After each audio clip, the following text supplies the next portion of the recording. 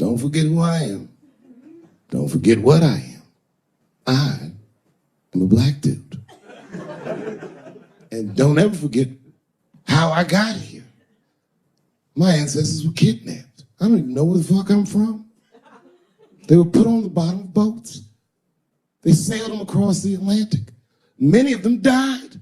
Only the strongest survived. And once they got here, they beat the humanity out of my people.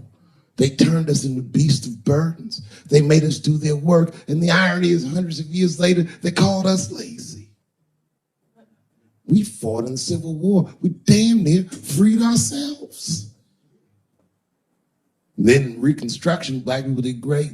My great-grandfather was a very wealthy man. But then the black codes came. Jim Crow came, and it was 100 years of unspeakable oppression again.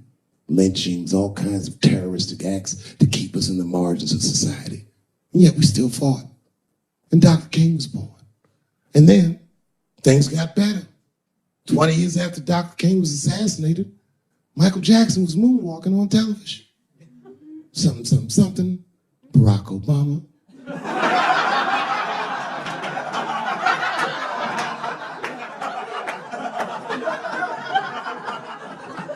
Donald Trump, and now here we all are. 400-year nightmare. Took us 400 years to figure out as a people that white people's weakness the whole time was kneeling during their national anthem. That's a brittle spirit. That's right, nigga. On the rockets, regular. Doing, nigga, stand up.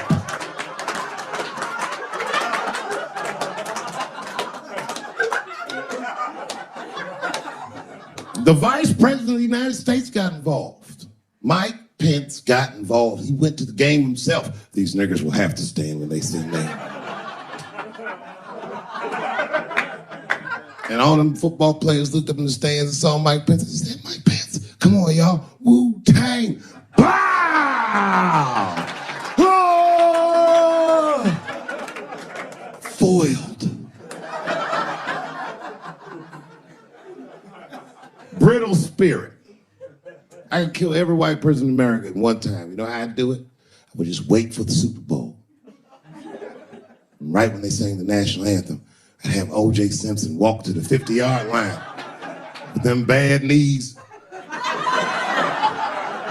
Is that O.J. Simpson on the field? What the hell is he doing here? Oh, I know what he's gonna do. Stop him!